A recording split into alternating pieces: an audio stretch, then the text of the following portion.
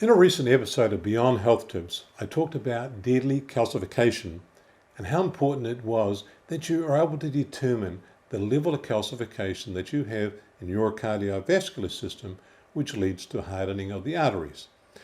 I explained that the only certain way that you have of determining the amount of calcification is through a CAC scan, which stands for Coronary Artery Calcification.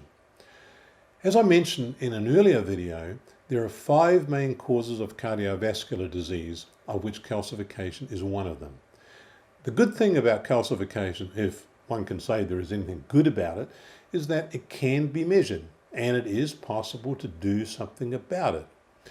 Now, as you know, I'm not a scientist or a doctor, but purely a common sense health researcher who looks at the causes of various conditions and investigates possible natural solutions.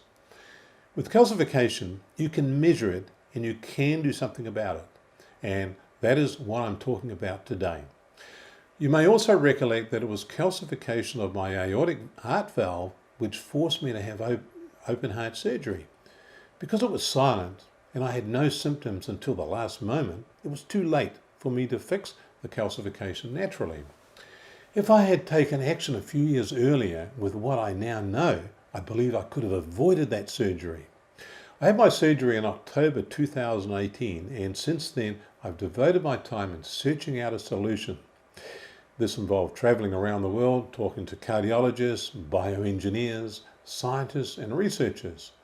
I also read many papers on the subject, although I confess I get most of my information from the type of people whom I've just mentioned.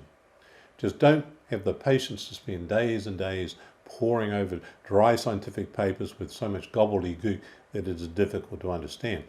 I look for summaries of proven data from reliable and reputable sources. So, what did I find out about calcification? Well, lots really, but there was one thing that stood out beyond all else, and that was vitamin K2 in the form of MK7. This has quite a different action to that of vitamin K1 or vitamin K2, MK4. It is the only form that has very strong scientific data supporting its efficacy in moving calcium out of the soft tissues, including the arteries, into the bones and teeth where it belongs.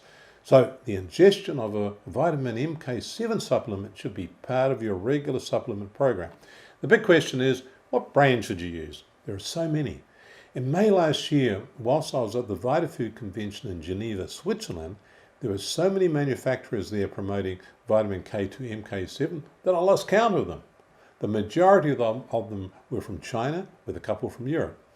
As part of my prior research, I had found out that many of the MK7 products on the market were not very effective because they degraded so quickly, particularly if they were combined with the minerals. There was a study done in 2016 of 39 finished products using unprotected natural fermented K2 containing either magnesium or calcium. They were purchased from retailers in the EU, the USA, India and South Africa and tested for MK7 content and compared against label claim.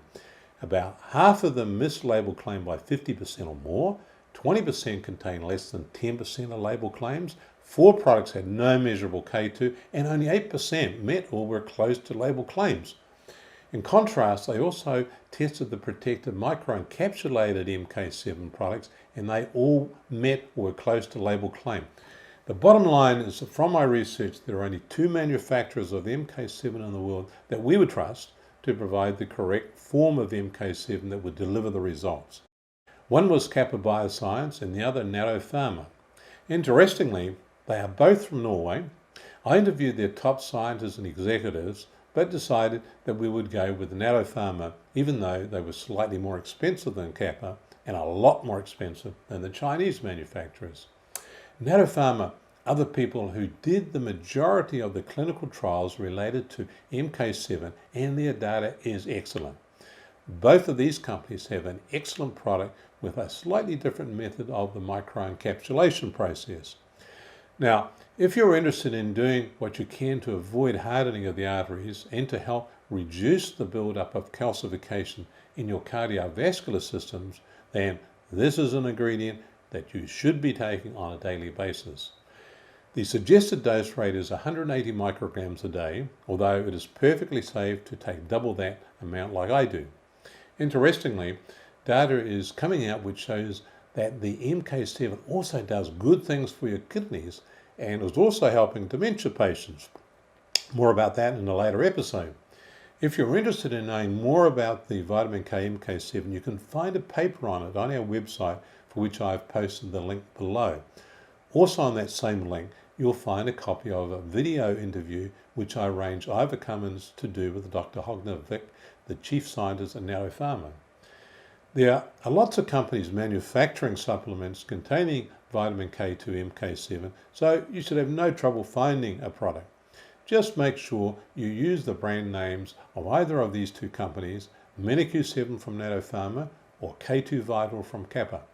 Check that the MenoQ7 is in the microencapsulated form. Hope you enjoy your research, and I'll talk again soon.